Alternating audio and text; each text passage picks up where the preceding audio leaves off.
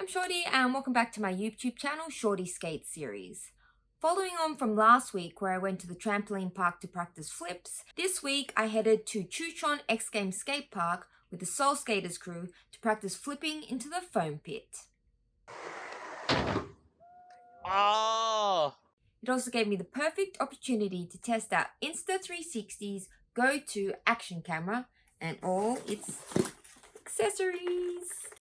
The Insta360 GO2 camera is the smallest and lightest action camera on the market. It only weighs 25 grams, which makes it super portable and wearable. You have a USB-C port for charging, and the camera itself has a magnetic back, so it's super easy to pull in and out of the case, you won't lose it, and you can stick it to other metal things. I take mine along with this sort of swivel adapter and the selfie stick everywhere I go, for just in case. When combined with my tripod, I can get interesting shots while skating solo. It's like my very own camera person. My other favorite accessories are the helmet mount, the unicorn helmet mount, the easy clip, which you can clip to hats and other objects, and the magnetic pendant. These accessories make the GO2 easy to mount and wear and have hands-free. Before I get into the skate adventure, I want to make 2 points that might help you decide if the Insta360 GO2 is right for you.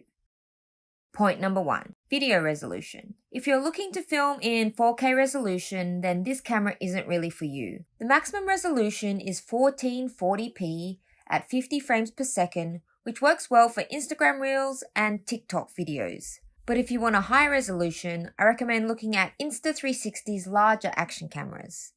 Point number 2, battery life. I've been using the GO2 for about a couple months now, and when filming at its highest resolution and on the Pro video mode, the battery can run out pretty quick. But when you put it back in its case, it will charge back up just as quick. So whenever I'm not filming and I'm just looking at the footage playback on my phone, I will always place it back in its case so it can keep charging.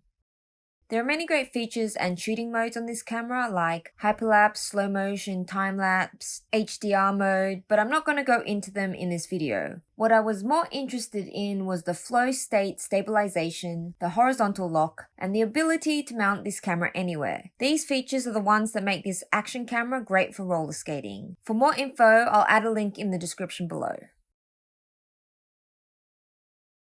Chuncheon is about 90 minutes by car, and I was off to meet the Soul Skaters crew at B1.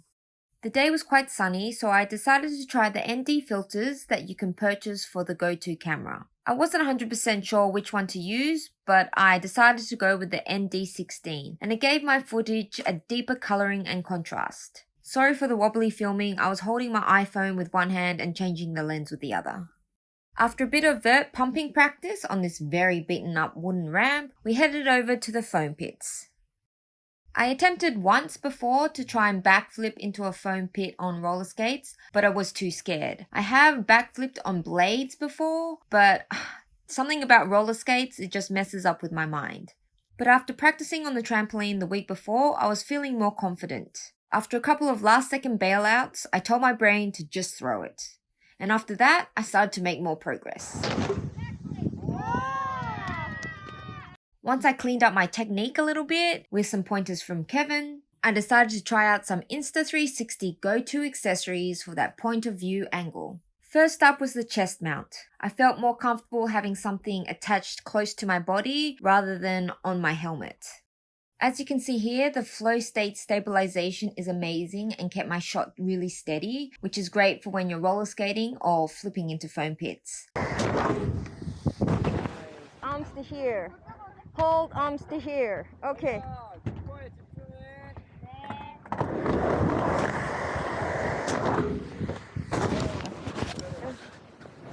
Give it a little more Pump? Okay. I found the chest accessory really comfortable, but then again, I don't have boobs to get in the way. It's also good for if you want to keep that camera at the one level. So say if I was outdoor skating and I just wanted to film my path. Because when you switch to the helmet mount, the camera will be following your head movements and it can be a little bit more unpredictable. But then being able to have the helmet camera point of view is a fun one.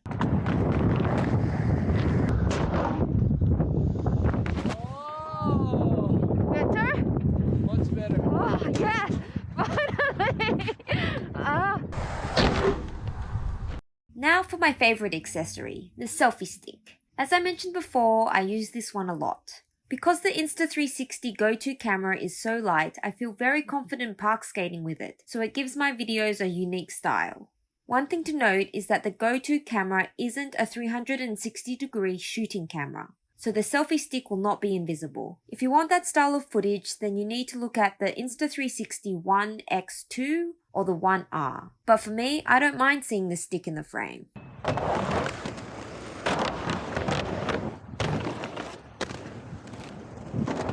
Before we headed home, I threw in a couple of misty flips and a very poor attempt at a flat spin. Oh, someone asked me about shooting in low lighting. As you can see, the GO2 camera struggles to keep clarity in low lighting. There's quite a lot of noise, but I do have it on the default settings, so I'm sure you could get it a bit clearer with some tweaking. Thank you for sticking around and watching my skate adventure vlog filmed with the Insta360 GO2 action camera. If you have any questions, please comment below and I'll get back to you as soon as I can. Don't forget to subscribe to my channel for more skating tips and tricks.